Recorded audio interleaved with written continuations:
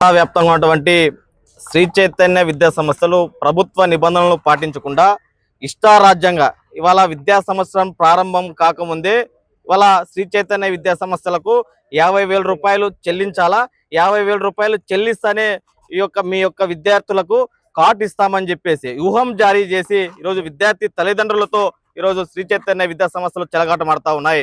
మరి అనేక సందర్భాలుగా విద్యాశాఖ అధికారులు కావచ్చు, జిల్లా కలెక్టర్ గారు కావచ్చు అనేక సందర్భాలుగా చెప్పారు, విద్యతో వ్యాపారం చేయొద్దండి, విద్యా హక్కు చట్టాన్ని అమలు చేయండి, ప్రభుత్వ నిబంధనలు పాటించండి అని చెప్పేసి అనేక సందర్భాలుగా విద్యాశాఖ అధికారులు ఏదైతే ప్రైవేట్ కార్పొరేట్ విద్యా సంస్థలకి విజ్ఞప్తి చేసినప్పటికీ కూడా మరి ఈ యొక్క నిబంధనలు పాటించకుండా ఇష్టారాజ్యంగా ఇవాళ అనంతపురం జిల్లాలో విచ్చలవిడిగా ఈరోజు ఫీజుల దందా శ్రీ చైతన్య విద్యా సంస్థలు చేస్తా ఉన్నారు.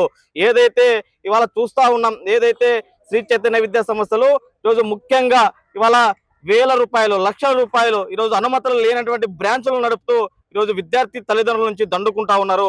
వాటిని ఆల్ ఇండియా స్టూడెంట్ బ్లాక్ ఏఐఎస్బిగా తీవ్రంగా ఖండిస్తా ఉన్నాం. ఎందుకంటే ఈ రాష్ట్రంలో ఈరోజు విద్యా దోపిడీ ఈరోజు ప్రధానంగా కనపడతా ఉంది. ఈ విద్యా దోపిడీకి అరికట్టాల్సినటువంటి బాధ్యత ప్రభుత్వం మీద ఉంది. ప్రభుత్వం కూడా తక్షణమే స్పందించాలా, స్పందించి ఏదైతే ఫీజు నియంత్రణ చట్టం ఉందో ఆ చట్టాన్ని తక్షణమే అమలు చేయాలని చెప్పేసి డిమాండ్ చేస్తా ఉన్నాం.